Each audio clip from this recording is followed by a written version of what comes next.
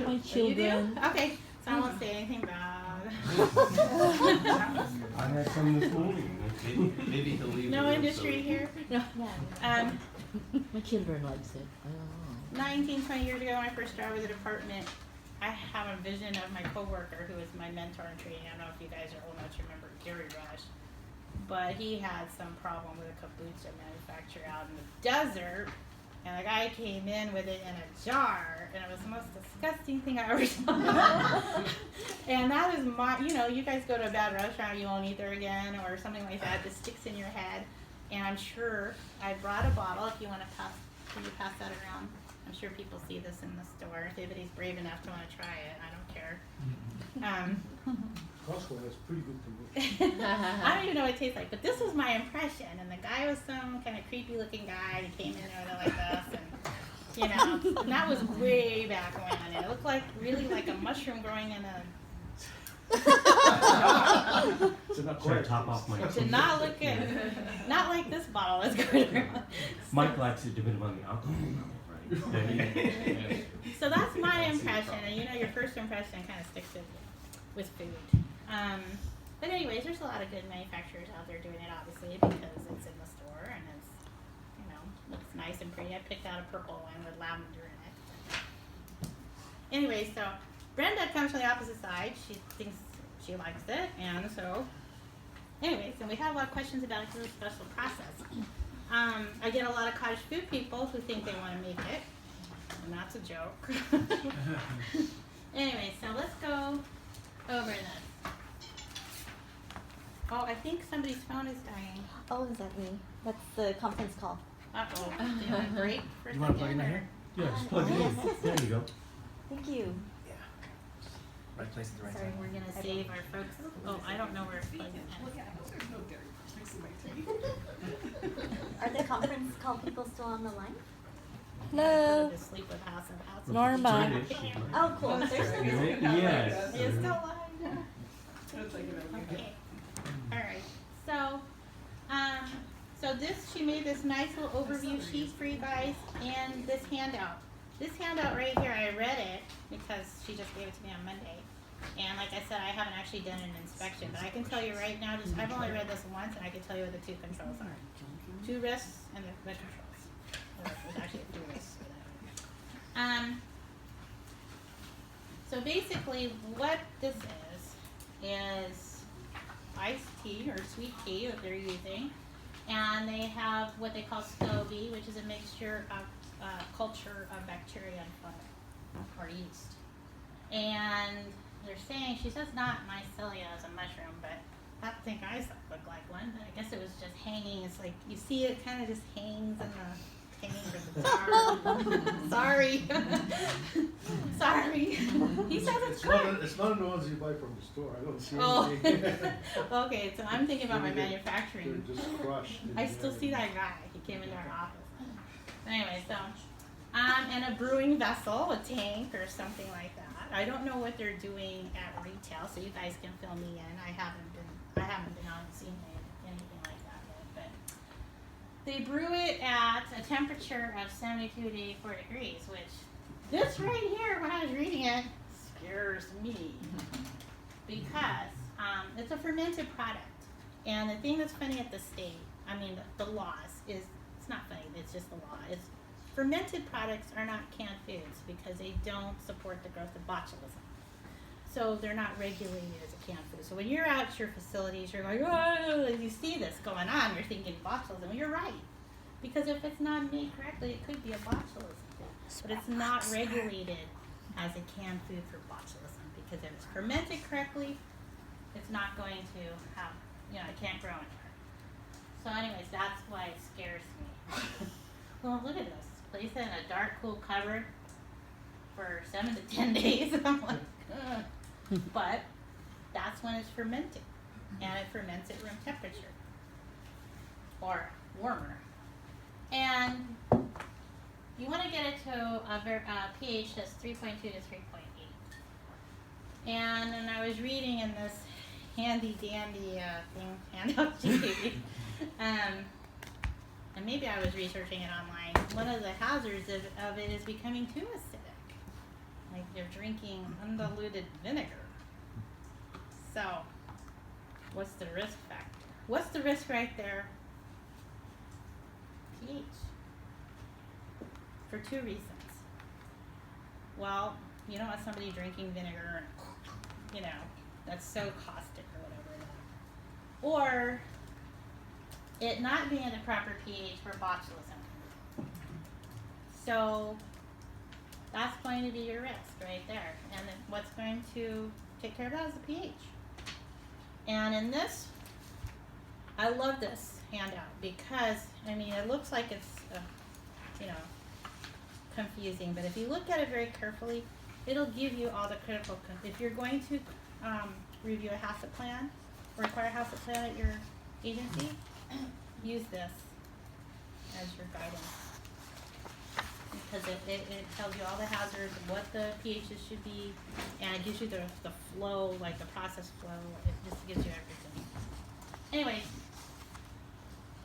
so the chemical process first is it metabolizes sucrose into glucose and fructose and creates, did I skip over something? Right. And then the second part of it is there's a second fermentation part of it that creates the alcohol. So there's 2 processes right there. So, and this is a pretty short overview, but what I gained from it is the fact that you have the first part where you're worried about the pH. And the pH is going to control the pathogens. And it's going to, if it's a proper pH, they're not going to be drinking, you know, something really that's going to burn them or whatever, like acid. And the second part of the fermentation, where the bacteria, you know, the yeast and the bacterial fermentation, is where the alcohol is created. So this is another risk here, but it's not really, I don't know how you would probably follow up on that because it's the amount of alcohol is going to be in the final product. And so they don't want, and ABC doesn't want anything over, I don't know if it's 0.5% alcohol in retail food and beverages, right, before it comes under their license. So that's going to be a problem there, but I really don't know how you're going to verify that other than your HACCP plan, and they've validated, just like with, we were talking about the acidification and the water content for ROP products, they're going to mess with that. Same thing here, or your sushi rice, you know, you've got a state certified lab, and when I say state certified, that's so they're not using just any lab guys, or, you know, it has to be a reputable, credible lab. So state certified, you want to make sure the lab is certified by the state. And they provide you with the lab test results. Just like sushi rice or anything else you're going to, under subsection 6, some crazy thing that comes up in the future, or the risks or the controls, and ask for those lab test results and a validation that their recipe or their process or their formulation is going to achieve these controls, and the final product is going to be okay, right? So anyways, what did you say? Brewing goals. The pH should be between 3.8 to 2.5, and if it goes below 2.5, you can add more ice, or I'm saying iced tea, more tea to it, more brewed tea, because you want to keep that pH under 4.2, but you don't want it to go below 2.5, because that's when somebody's drinking it's going to have a problem. This is during a second fermentation. Is that part of the part that's up top, or like if they decide to do it again? Let's No. just drink a second. No, there's just 2 parts to that. Just the second part of the one that's listed. Yes. Okay. 5 times a healthy kombucha brew. Kombucha smell, I don't know, I haven't done this. I don't think you're gonna smell it really, but you know, there's probably, maybe you might know, you know, because you're experienced with it. You might be somebody who goes in there and goes, oh, that doesn't smell right, you know. I'm not being funny, I'm being serious. No, it's, So, I don't see it has a bad smell. Just acquired this beginning, it's like, yeah. doesn't taste good. After a while, I I drink it for the fizz in it because it keeps on regenerating. If you close the bottle, it just keeps on. It's like drinking a new soda every time you take a sip. That's what I saw. If it goes too far, then there's too much carbon. Yeah, but it just keeps it. The nice. package might, or the bottle might explode or something. I've smelled it a few times and tasted it, and I think that if it does smell really good, there's a problem. Oh, really? Oh my goodness, you guys are funny. So, and then we want to keep the 4.2 or lower to prevent those microorganisms from growing. You want it above 2.5 so the person's not going to from the vinegar.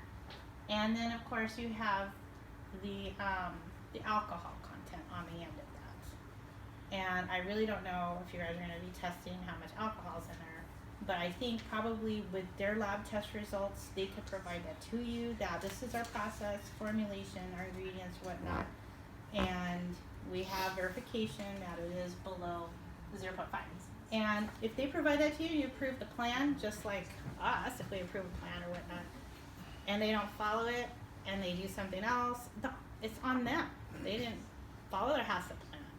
The onus is on them to make a safe product in the long run. And then can we move it up just a little bit? So Okay. Item 5 says lightens in color as sugar and tea and converts to acids and other good stuff. See? There's good She stuff, loves right? it. She loves the kombucha. I would be like, okay, what good stuff? But okay. But anyways, I haven't tried it, so I really can't say. It's just my first impression. But we are getting a lot of questions about this, and it's a special process. And if you see in that other handout, this one is FDA handout, I believe. And food code. I love the food code. Sorry about California's food code. It is up to date scientifically. It addresses everything that it could possibly do. And they consider it a special process. And you'll see in here, it'll say it requires a variance from the feds. A variance is a HACCP plan. Okay? It's different than the state of California where we have to separate out a HACCP and a variance. But they mean a HACCP plan or approved process is what they're meaning here. So here she's saying regulatory references. This is basically what we went over before, and she's kind of narrowed it down that this is where you are going to be regulating them under subsection 6, preparing food by another method that is determined by you guys to require HACCP plan. I love that one. Special processes, and kimchi is a special process, any kind of fermentation, the acidified rice, the sushi rice, and acidified, when you look at subsection B that we do, that's in an anaerobic canned environment. Does not mean everything has acidified. So this is, this is not a shelf-stable product or a can. So she's kind of giving you the section to look at there, and the food code sections. And this guy here, I don't normally promote somebody, but if you can ever get him to come do a training for you or a talk, he's excellent. He is excellent. I have a question. Sure. Do you guys also license the retail, our retail? No, we don't do any licensing for retail. The California Health and Safety Code incorporates. Just for kombucha, just for Oh. this. No. Why would we give them a license? I think there's a back part to this question. That's what I'm asking you. There's a lot of confusion out there sometimes about, has to go to the state. Ferment is some kind of crazy process. No. We have one kombucha place in Long Beach, and they showed me when I was trying to license them. They showed me something else from, I don't know, it's from you or from. And actually, he's making another one. He's opening up another one. Okay, if he is doing wholesale processing, handling, storage, distributing, as well as retail, he possibly could have a processed food registration. Probably, program. yeah. He had And that. sometimes that causes confusion, and they would need to have their process approved by our department. And they do that upon inspection because our inspectors can go out and just do HACCP like yesterday, and they can review, process everything on site, and see what they're doing. Cause this was like 5 years ago maybe, and Yeah. we didn't know. I didn't know what was I doing with kombucha, and I said, "Do you go with the state?" And he said, "Yes," and I have all this paperwork. Is Well- that the Kombucha on Tap guy? Have you heard of Kombucha on Tap? No. It's a company that does their own kombucha, and they go to coffee shops or wherever and No, that's not provide the kombucha keg in a keg cooler, and they do it on tap. No, Oh. I haven't heard of him. You haven't heard about him? Okay. He pops up all over the place. Yes. Yeah, well, that would need a PFR, because if he's making it and distributing it to other retail food facilities, then he's not just delivering right to his own, I mean, he's not just in his own business, his Mhm. business plan. So once they start doing that, I probably need a What, PFR. now, the facility that he puts his product in, does the facility need the HACCP or he needs the HACCP or the PFR? The PFR is for The manufacturer. the address location, Where it's manufactured. right. They Okay. can't transfer that around to anywhere else. But, what was the second part of your question? Does the facility that's putting the kombucha on tap in their facility, do they need a HACCP for the other guy's product? If it is under our jurisdiction, no, because he's the actual consumer. Right, okay. But if he's gonna start doing all kinds of other stuff to it, Like a tap. maybe. So it's, That's it's just like a dispensing. keg and then it's on tap. They're just So dispensing his product. They're It's like- dispensing, yeah. they're Yeah, well, that's dispensing Yeah. basically, Yeah. you know, the same as here's your bottle, Oh, packaged okay. bottle. Yeah, okay. But he should be providing, Yeah. as from the processed food side of it, information, labeling, or whatnot to his customer or his retail food facility, because hopefully on the other end, they're getting it from an approved source and it's being made right. Right. I mean, if everybody's doing their due diligence, you Okay. know, I mean, we have problems there, you know, where it's not being checked or there's a breakdown there. Right. You know, from supplier to, wholesale, retail or whatnot. So, yeah. So anyways, with this handout, I loved it. It just, if you look at it, it looks like a scientific paper the way it was written up, but, the hazards, well, the risks, we already talked about the risks, right? I'm boiling it down, make it seem simple, cause it really can be. The risks of that product, pH and alcohol, right?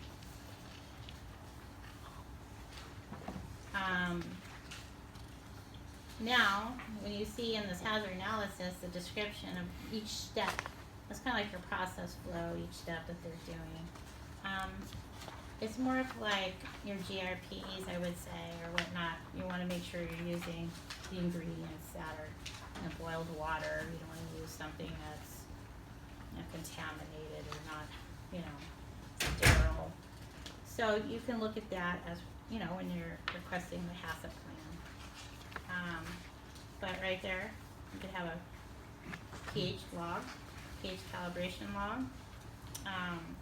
In here it talks about everything that we just discussed in greater detail about the 2.5 or below and what happens. You know, do they have a corrective action plan or SOPs in their HACCP plan launch records? So yeah, this is a really good document, and I would highly recommend that if you're going to have, like, someone in your agency is in charge of receiving those HACCP plans, make sure that they follow this. This is a really great guidance list. Even though it looks like narrative, you could just suck it right out of this document. It's a really good. I don't know, any questions about the kombucha? So it seems like, I mean, just kind of reading this really quickly, that because of the biggest risk is the pH being out of control, and so botulism is Well, not, that's why it scares me, because I've set up canners, I've worked with canning, that's how I first started the state, is they put us through, you know, don't sign anything, because you're gonna, somebody gonna die, you know, it's botulism. unless it's done right. So that whole thing, the way it's made, well, fermented products, that's why they're a special process. Because if the process isn't followed to make sure that product is being fermented safely, and the final product, the outcome is not being achieved to make that a safe, fermented properly product, you can't have all these other things that happen, like botulism growing. I mean, anything at room temperature, you know, we've got something that grows in the environment, and bacteria, and iced tea, or tea. We have a lot of canners that make iced tea because they brew it from tea leaves. So all these kind of things can come into play. So once that pH though is fermented properly, then we're going to eliminate that risk of botulism forming. So a challenge, you know, like with the sushi rice, a challenge study, like when they can send a sample of their final product to the lab, and it's pH 3.9, you know, then we can be comfortable that even if at some point in the process there was the pH was not, Breakdown. you know, but as long as the final end result, the pH is below 4.6, we should be okay. Think of it as a process flow. So what they're doing at each step, they're going to submit to you, right? Okay. And they're going to back it up. Their critical control point, it might be pH 3.5, they decide. And they got their lab test results. And it proves that their product is. So you need a test at each critical control point, not just the final result. Well, for the pH, I would have that just like you do sushi rice, right? And I would do one for the alcohol. Okay. Ask them, the state lab. And written in somewhere in your house, a plan that they submit to you, their controls. You're off the hook, because now you've got it, it's documented, this is their rules, that they're following their procedures.